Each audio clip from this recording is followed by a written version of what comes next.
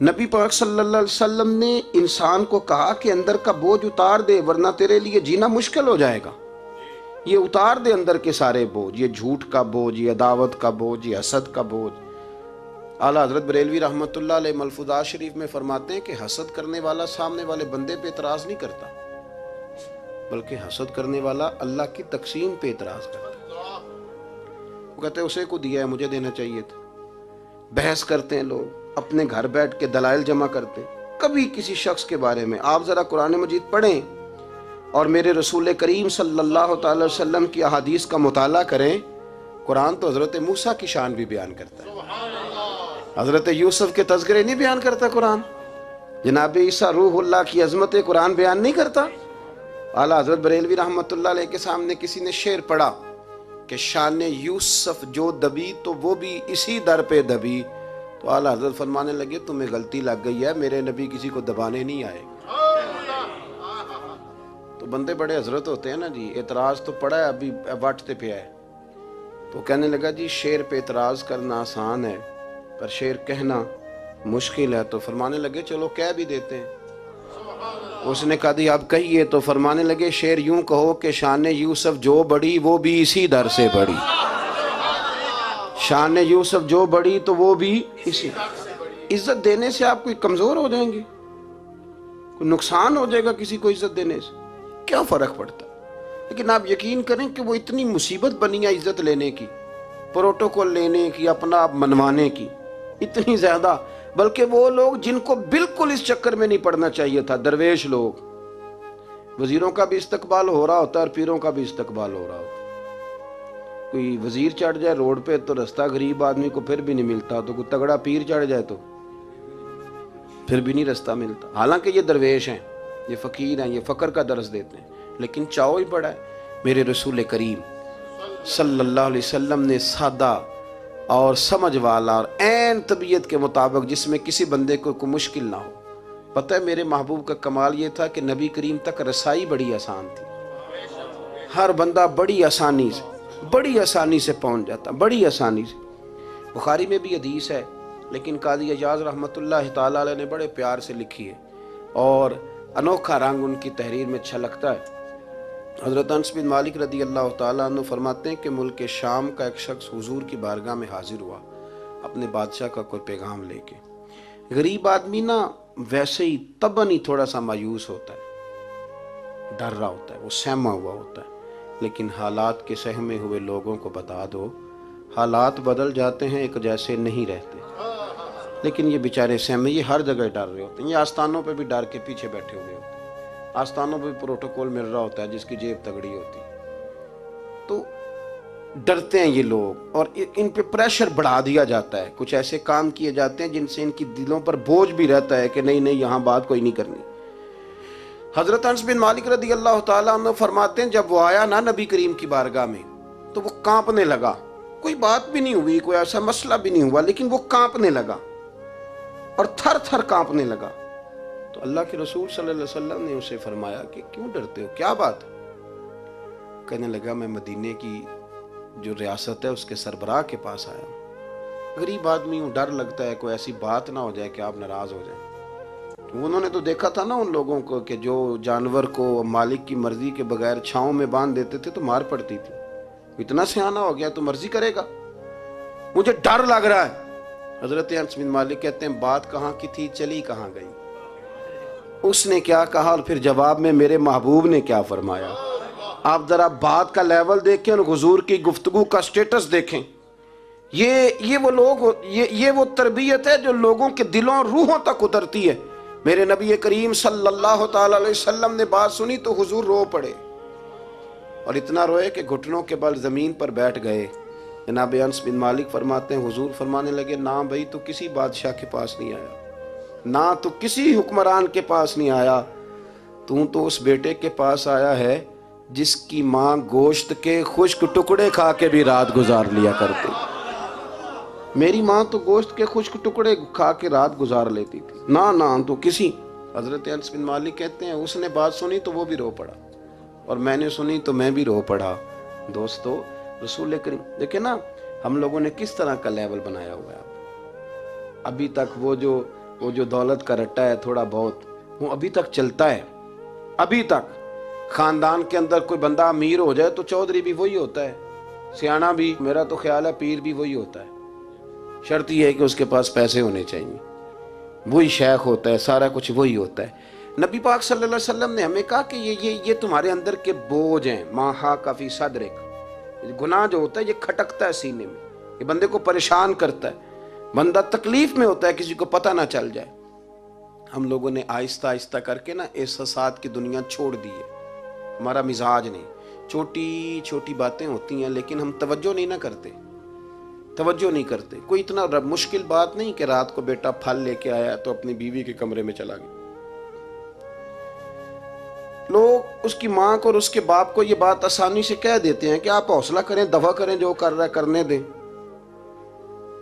لیکن جس بندے کی کل کمائی اس کا پتر ہو اور بھری جوانی میں جس نے کہا ہو بیوی سے کہ چل میں پرانے کپڑوں پہ عید گزار لوں گا، تو نئے کپڑے بچوں کے لے آ. جس نے 30 سال سعودی عرب میں، دبئی میں، مسقط میں، پردیس میں گزارے ہوں پر وہاں کمبل بھی نہ بدلا ہو کہ چلو بچے میرے پڑھ جائیں، اس کی کل کمائی باغ تیرے دی کر کر راکھی، ساری عمر گزاری تو جدوں یہ باغ پکن تے آیا لے گئے اور وپاری. تو وہ پھر جا کے تو 6 کنوں رکھ کے پلیٹ میں اپنی بیوی سے کہتا ہے جا ابا جی کو دے آ.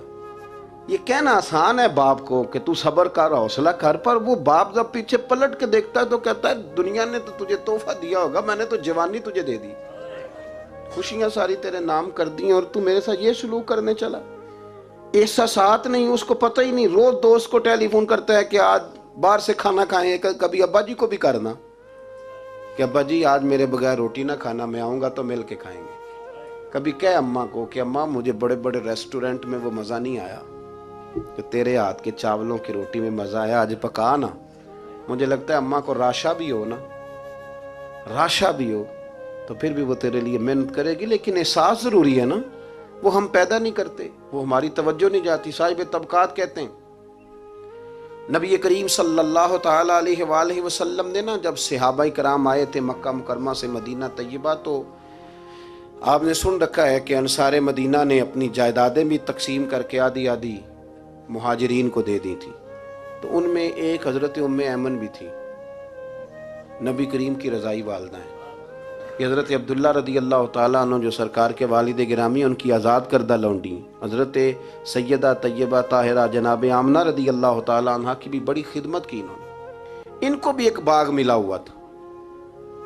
جب وہ خیبر کے علاقے فتح ہو گئے، یہودیوں سے بہت سارے علاقے لے لیے، تو اللہ کے رسول صلی اللہ علیہ وسلم نے فرمایا اب اس طرح کرو کہ یہ جو تم نے جائیدادیں لی ہوئی ہیں نا انصار سے، یہ واپس کر دو اور تمہیں اس میں سے دے دیتے ہیں. اور حضور علیہ السلام نے انصار مدینہ سے بھی کہا کہ میں ان کو یہ جائیدادیں دے کے اور تمہاری واپس کرانے لگا ہوں. تو انصار نے تو وہاں بھی بڑا انوکھا جواب دیا کہ یا رسول اللہ ہماری والے بھی رہنے دیں اور وہ والے بھی ان کو دے دیں. وَيُؤْثِرُونَ عَلَىٰ أَنفُسِهِمْ وَلَوْ كَانَ بِهِمْ خَصَاصَةٌ، یہ بھی ان کو ان کے پاس رہنے دیں. محبوب نے فرمایا نہیں، میرا فیصلہ یہی ہے. حضرت ام ایمن رضی اللہ تعالیٰ عنہ کے حصے میں ایک باغ آیا ہوا تھا، تو محبوب کریم سید عالم صلی اللہ علیہ وسلم نے کہا اماں جی آپ کو کوئی اور باغ دے دیتے ہیں، یہ والا باغ واپس کر دیں. سیدھی سادی بی بی تھی، ناز تھا کہ میں نے حضور کی خدمت کی ہے بچپن میں، ناز تھا. کہنے لگی میں تو نہیں واپس کرتی، یہ ناز ہے، ورنہ حضور کو کوئی انکار کر سکتا، میں تو نہیں واپس کرتی. حضرت عائشہ صدیقہ رضی اللہ تعالیٰ عنہ فرمانے لگی اماں جی یہ آپ کیا کہہ رہی ہیں؟ حضور فرمانے لگے عائشہ آپ خاموش ہو جائیں، یہ بڑھاپا ہے، اس کے احساسات ہیں، اس کے جذبات ہیں. آپ یقین کریں کئی دفعہ بوڑھے بیچارے نا درد سے بات نہیں بتاتے کسی کو، وہ کہتے ہیں کیا کریں، کپڑا اٹھائیں تاکہ پیٹ ننگا ہو جائے، کیسے بات کریں. نبی کریم سید عالم علیہ الصلوۃ والسلام اماں جی کے قریب گئے، کہا اماں جی میرے ساتھ چلو ایک دفعہ باغ دیکھ تو لو. حضور ساتھ لے کے گئے، ایک باغ دکھایا تو کہنے لگی نہیں نہیں میں نے نہیں لینا، یہ مجھے میرے والا ٹھیک ہے. حضور نے پھر دوسرا دکھایا، کہنے لگی یہ بھی نہیں مجھے پسند. محبوب نے تیسرا دکھایا تو کہنے لگی یہ تو میرے والے باغ سے بھی پیارا ہے، یہ میں لے لوں گی. جب وہ مسکرائیں تو حضرت عائشہ کہتی ہیں میں نے حضور کی آنکھوں میں آنسو دیکھے، فرمایا الحمدللہ اس کا دل نہ راضی ہو گیا ہے. یہ طریقہ ہے میرے عزیز، تھوڑے احساسات تو پیدا کریں. تھوڑے اپنے جذبات. کتنی خود غرضی والی زندگی ہے کہ مجھے صرف میرا ہی خیال ہے. اور جو جہاں بیٹھا ہے نا, پتہ ہے ہم پریشان زیادہ کیوں ہیں؟ میں مولوی ہوں تو میں سارا دن یہی تقریریں کرتا ہوں, لوگ مولویوں کی عزت نہیں کرتے, لوگ مولویوں کی عزت نہیں کرتے. تو میں کہتا ہوں چھوڑیں یہ رٹا, عزت مانگنے کی کیا ضرورت ہے؟ اب منت مانگ کے عزت کرانی ہے؟ چھوڑیں, کوئی ضروری ہے؟ میں اس طرح کرتا ہوں کہ میں عزت کرنی شروع کر دیتا ہوں. میں کرتا ہوں نا 15-20 علماء کی عزت, چلو ہم آپس میں شروع کر لیتے ہیں, تو خود بخود باقی بھی مسئلہ ٹھیک ہو جائے. بوڑھے لوگ ہر وقت شکایت کرتے ہیں عزت نہیں کی جاتی, عزت کیوں آپ بھیک مانگتے ہیں؟ کیا ضرورت؟ پیار دینا شروع کریں, روز بروز مطالبہ کرنا کہ میری خدمت کرو, میرے پیچھے چلو, اس سے تو دقت پیدا ہوتی, انسان تکلیف میں رہتا ہے. میرے رسول کریم علیہ السلام خیال رکھتے, چھوٹے چھوٹے بچوں کے جذبات کا بھی خیال کرتے, بوڑھوں کے جذبات کا بھی خیال کرتے. نبی کریم صلی اللہ علیہ وسلم ہر شخص کے بارے میں ایسا نظریہ رکھتے کہ جس سے قوم کو سکون ہوتا, دلوں کے اندر اطمینان پیدا ہوتا. حضرت عائشہ صدیقہ رضی اللہ تعالیٰ عنہ فرماتے ہیں ایک دن گھر میں تشریف فرماتے اور طبیعت مبارک میں نا بڑی, میں دیکھ رہی تھی کہ بڑا حشاش بشاش ہے سرکار کا مزاج, بڑی خوبصورتی. آج غم امت میں حضور اس طرح پریشان نہیں جیسے اکثر ہوتے ہیں. آپ فرماتی ہیں باتیں چل رہی تھی تو بیٹھے بیٹھے حضور فرمانے لگے کہ عائشہ میں تمہیں بتاؤں تم مجھ سے راضی کب ہوتی ہو اور ناراض کب ہوتی ہو؟ کہتے میں نے عرض کی یا رسول اللہ میں اور آپ سے ناراض. فرمایا چل سن تو لینا,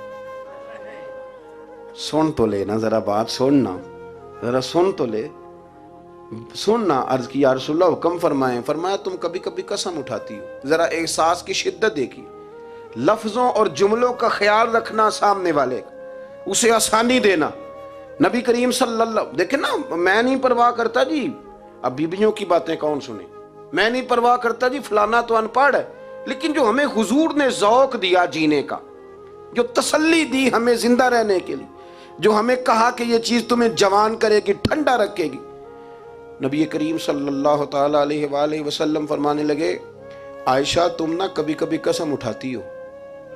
کہا یا رسول اللہ اٹھاتی ہوں. فرمایا جب تم تھوڑا بہت ناراض ہوتی ہو نا کہ کسی اور زوجہ کے پاس وقت زیادہ گزر گیا ہے, تو پھر تم پتہ کس طرح قسم اٹھاتی ہو؟ تم کہتی ہو مجھے ابراہیم علیہ السلام کے رب کی قسم, اور جب تم راضی ہوتی ہو تو کہتی ہو مجھے محمد مصطفیٰ کے رب کی قسم. اور مجھے پتہ ہے. جناب عائشہ کہتی ہے میں رو پڑی, میں نے کہا محبوبہ بات بالکل اسی طرح ہی ہے, لیکن قربان جاؤں یہاں تک خیال رکھتے ہیں آپ حضور, یہاں تک احساسات ہے, یہاں تک. فرمایا مجھے پتہ ہوتا ہے کب تمہارا جذبہ کیا ہے اور کب تمہارا رنگ کیا ہے. دوستو یہ چیزیں جب نکل جاتی ہیں نا مزاج سے پھر آسانی ہو جاتی ہے.